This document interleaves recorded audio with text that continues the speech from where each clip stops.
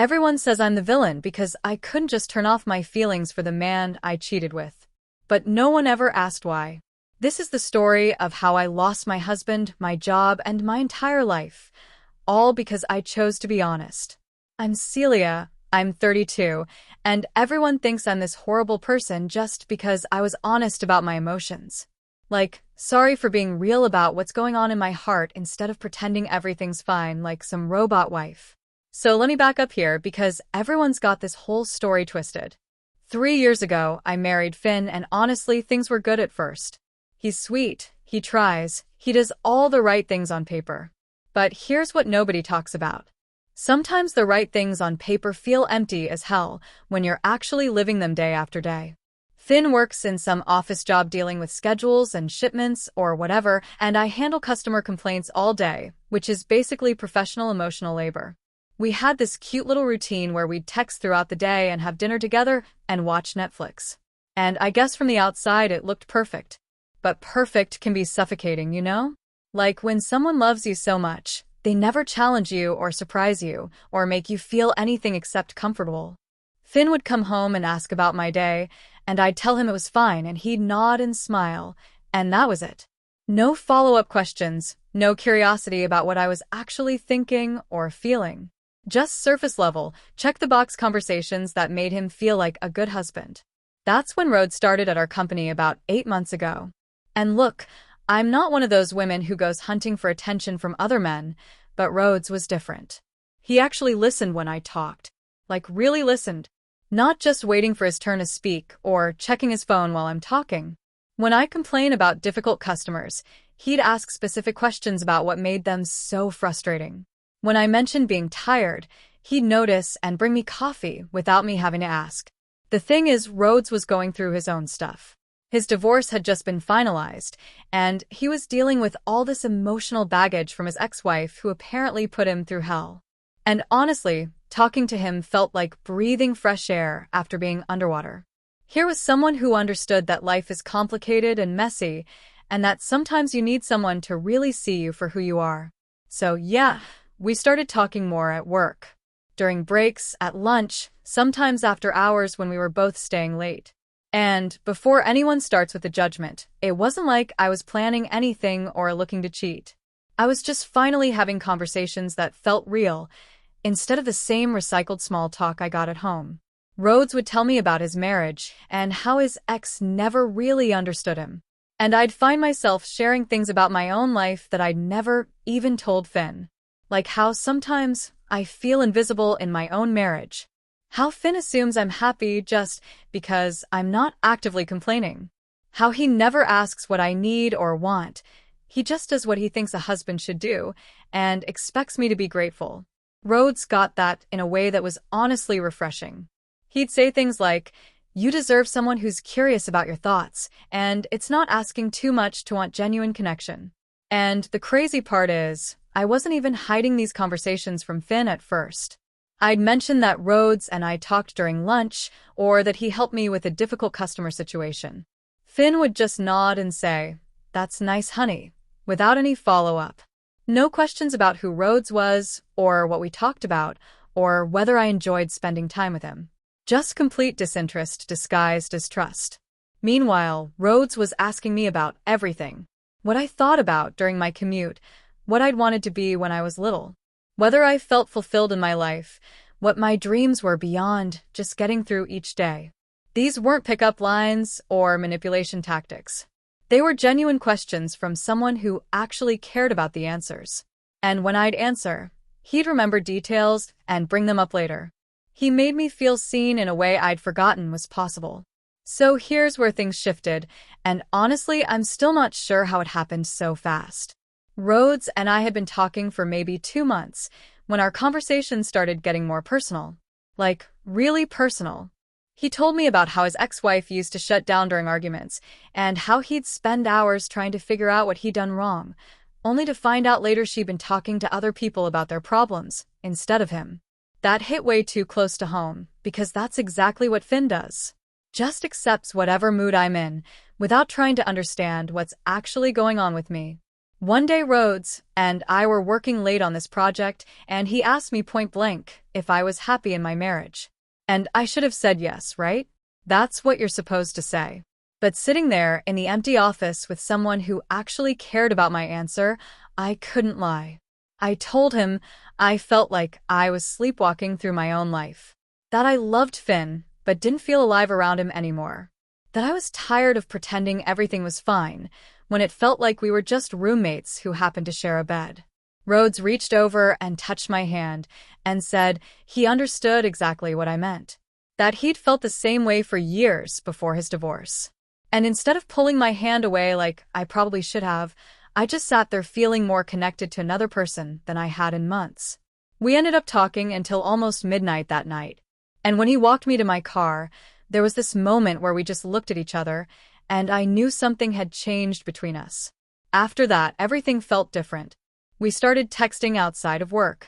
Nothing inappropriate at first, just checking in on each other or sharing random thoughts throughout the day. But those texts quickly became the highlight of my day. Rhodes would send me messages about songs that reminded him of our conversations, or articles he thought I'd find interesting. Meanwhile, Finn's texts were just picking up dinner, what do you want, or running late, start without me. About 3 months in, Rhodes started opening up about his loneliness since his divorce. How he'd wake up in his empty apartment and realize he had no one to share his thoughts with. How he'd see couples at restaurants or in movies and remember what it felt like to have someone who actually wanted to know what was going on in his head. And sitting there listening to him describe exactly how I felt in my own marriage, something clicked into place. One night we were talking in his car after work, and he said something about wishing he could find someone who understood him the way I did. And I looked at him and said I felt the same way. That talking to him was the most connected I'd felt to another person in years. That going home to Finn after spending time with him felt like going from color back to black and white. That's when he kissed me. And I kissed him back. And for the first time in years, I felt completely alive and present and wanted. Not just wanted physically, but wanted for who I actually was as a person. Rhodes wasn't kissing some version of me that he needed me to be. He was kissing the real me, the one he'd spent months getting to know and care about. So that's how it started. And honestly, once that line got crossed, everything else just felt inevitable. Rhodes and I began meeting outside of work, coffee shops across town where we wouldn't run into anyone we knew, late dinners after Finn thought I was working overtime, weekend afternoons when I told Finn I was running errands. And before anyone starts with the judgment about lying, what was I supposed to do? Tell my emotionally absent husband that I'd found someone who actually made me feel human again? The physical part developed naturally from the emotional connection we already had. When you're with someone who truly understands you, who pays attention to what you need and want, intimacy becomes this beautiful extension of that connection instead of just another obligation to check off the list. With Rhodes, every touch meant something. Every moment together felt intentional and chosen rather than expected and routine. Meanwhile, at home with Finn, I felt like I was acting in a play where I'd forgotten my lines. He'd try to be affectionate, and it felt foreign, like a stranger touching me. He'd tell me he loved me, and it sounded hollow compared to the way Rhodes would look at me like I was the most fascinating person he'd ever met. Finn loved the idea of me, the wife-shaped space I filled in his life. Rhodes loved the actual me, my thoughts, my humor, my complexity, my flaws. But then Rhodes started pulling back. At first it was subtle, taking longer to respond to texts, seeming distracted during our conversations, making excuses to cut our time together short. When I asked if something was wrong, he'd say he was just stressed about work or dealing with some family stuff. But I could feel him withdrawing, and it terrified me because I'd become so dependent on his attention and affection. One night after we'd been together, Rhodes told me he thought we should take a break. That things were getting too complicated, and he needed space to figure out what he wanted. He said he cared about me, but wasn't sure he was ready for the level of commitment our relationship required. And, sitting there listening to him essentially break up with me, I realized how completely I'd invested myself in someone who was apparently having second thoughts. The next few weeks were torture. Rhodes was polite, but distant at work, professional, but cold. Meanwhile, I had to go home every night and pretend everything was normal while feeling like my heart was being ripped out. Finn kept asking if I was okay, because I was obviously not myself. But how could I explain that I was grieving the loss of the most meaningful relationship I'd ever had? That's when the panic set in. What if Rhodes told someone about our affair? What if someone at work had figured it out and word got back to Finn? What if I destroyed my marriage for someone who is now treating me like I meant nothing to him? I realized I needed to control the narrative before someone else did it for me. So, I made the decision to tell Finn myself. Not because I felt guilty or sorry. I didn't regret loving someone who actually loved me back. But because I knew if he heard it from someone else, I'd lose any chance of making him understand why it happened. I needed him to see that this wasn't about me being a bad wife. It was about us having real problems that we needed to address. I planned the whole conversation carefully. I waited until we were both home on a Sunday evening, no distractions, nowhere for either of us to run. I started by telling him that I loved him and wanted our marriage to work, but that I needed to be honest about something that had happened. I explained about my friendship with Rhodes and how it had developed into something deeper because I'd been feeling so disconnected in our marriage.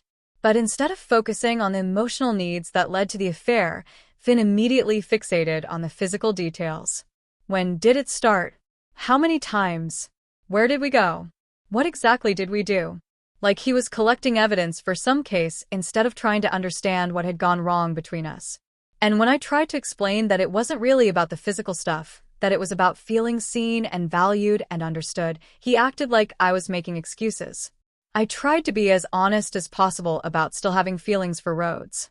Because here's the thing, you can't just turn off love, because it's inconvenient. I explained that I was committed to working on our marriage, but that I couldn't pretend I didn't care about Rhodes anymore. That would be lying. And hadn't we gotten into this mess partly because we weren't being real with each other? But Finn couldn't handle that level of honesty. He wanted me to say it meant nothing. That Rhodes meant nothing. That I was completely over it and ready to pretend it never happened. He wanted me to perform remorse and beg for forgiveness instead of having an adult conversation about how we'd gotten to this point and how we could move forward together. That's when I suggested marriage counseling. Because clearly, we needed help communicating and understanding each other's needs. I thought maybe a neutral third party could help Finn see that affairs don't happen in a vacuum, that there are usually underlying issues that need to be addressed. I hoped a therapist could help him understand that my feelings for Rhodes were a symptom of problems in our marriage, not the cause of them. We finally found Dr. Martinez, who seemed to get that healing from infidelity requires looking at the whole picture, not just punishing the person who cheated. In our first session, I was completely transparent about everything. About feeling invisible in my marriage, about finding emotional connection with Rhodes, about still having feelings for him that I couldn't just switch off. I explained that I was committed to rebuilding our marriage, but that I needed Finn to understand why this happened so we could address the real issues. Dr. Martinez actually validated my feelings, which was such a relief after weeks of Finn acting like I was some monster. She explained that having ongoing feelings after an affair is normal and that expecting someone to immediately stop caring about a person they had a deep connection with is unrealistic. She said the goal should be learning to manage those feelings while rebuilding trust and intimacy in the marriage. But Finn completely freaked out when Dr. Martinez said that he accused her of taking my side and enabling my behavior. He couldn't understand that acknowledging my feelings wasn't the same as excusing my actions. He wanted simple answers. I was bad. He was good. I needed to fix myself. End of story. The complexity of real relationships and real emotions was apparently too much for him to handle. Over the next few sessions, Dr. Martinez kept trying to get Finn to look at his role in our marital problems. She'd ask him about emotional intimacy and communication patterns and whether he felt he really knew me as a person. But he'd just deflect back to my affair, like that was the only problem that mattered. He couldn't see that the affair was a consequence of deeper issues, not the root cause. After about 2 months of therapy, Finn announced he was done. He said Dr. Martinez was biased and that I clearly wasn't serious about changing since I still admitted to having feelings for Rhodes. He wanted to find a different therapist, preferably one who would focus on my problems instead of making excuses for my behavior. That's when I knew this whole reconciliation thing was hopeless. Finn didn't want to rebuild our marriage. He wanted to rebuild his version of our marriage, where I was grateful and compliant and never had any needs that inconvenienced him. He wanted me to erase 3 months of the most meaningful connection I'd ever experienced and pretend it never happened. So I told him the truth, that I couldn't pretend I didn't love Rhodes because that would be lying, and hadn't lies gotten us into this mess in the first place? That I was willing to work on our marriage despite my feelings for Rhodes, but I wasn't willing to deny those feelings existed?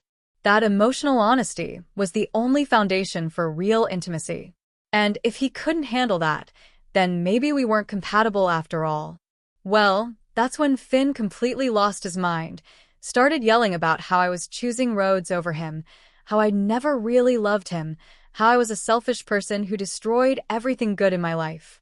And honestly, I just sat there thinking about how this was exactly the kind of emotional outburst that proved he'd never really known me at all. But apparently, being real about my feelings made me the villain in everyone's story. Finn called his parents and told them I was refusing to get over my affair partner, and suddenly, I'm getting these lectures about commitment and marriage vows from people who've never had to live with someone who treats them like a piece of furniture. That's when Finn issued his ultimatum. Either I commit to never mentioning Rhodes again, change jobs to avoid seeing him, and promise to work on getting over my feelings, or he was filing for divorce.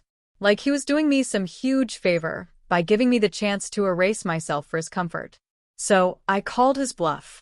I told him to go ahead and file for divorce, because I wasn't going to spend the rest of my life pretending to be sorry for finding someone who actually saw me as a complete person.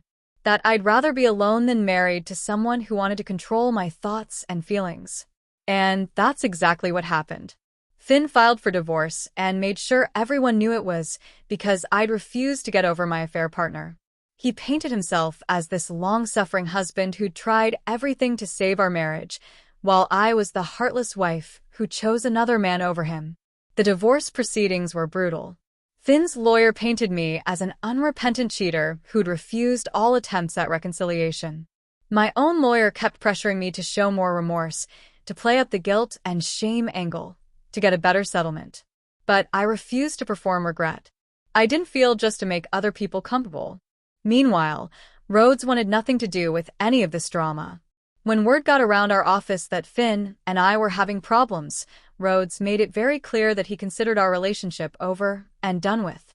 He started avoiding me completely, acting like I was some crazy ex-girlfriend instead of someone he'd claimed to care about deeply. Apparently, his feelings for me weren't as unshakable as mine were for him. But here's where everything really fell apart.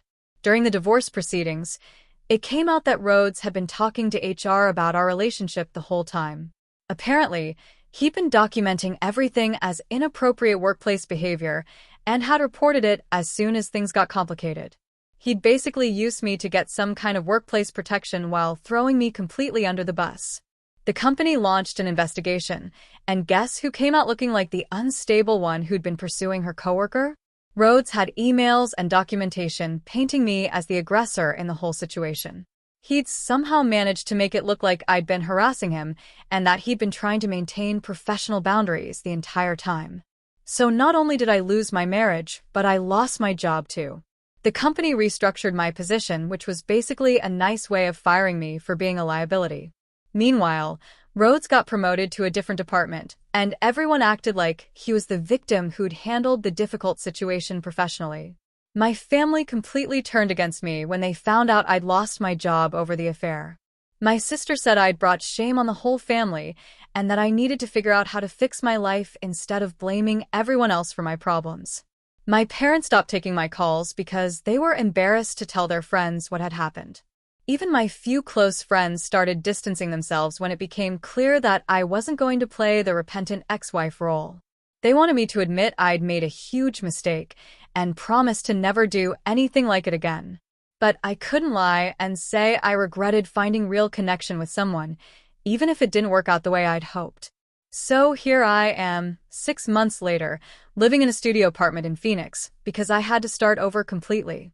No husband, no job, no family support, no friends who understand what I went through. Everyone acts like I'm this terrible person who destroyed her own life for fling, but they don't understand what it's like to finally feel alive and then have everyone demand that you go back to being dead inside. The worst part is watching Finn move on like our 3 years together meant nothing. He's already dating someone new, some quiet little thing, who probably never has an opinion about anything. I see their pictures on social media, and everyone comments about how happy he looks, how he deserves someone who appreciates him, how he's so much better off without me. And Rhodes? He's engaged now. Apparently, he found someone who is actually available and didn't come with all the complications I brought to his life.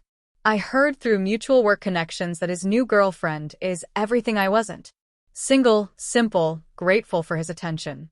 No messy emotions or inconvenient feelings to deal with. But, you know what? I'm still not sorry for wanting more than what Finn was giving me. I'm not sorry for finding someone who made me feel like a whole person instead of just a wife-shaped object. I'm not sorry for refusing to pretend those feelings didn't matter just to make everyone else comfortable. Everyone wants me to learn some lesson about commitment and loyalty and being grateful for what I had. But the only lesson I learned is that most people would rather live a lie than face the truth about what they actually need to be happy. They'd rather stay in dead marriages than risk everything for real connection. So yeah, I lost everything. But at least I know what it feels like to be truly seen by another person, even if it didn't last. That's more than most people ever get, even in their successful marriages. And if that makes me the villain in everyone else's story, I can live with that. Because I'd rather be the villain who is real than the hero who spent her whole life pretending.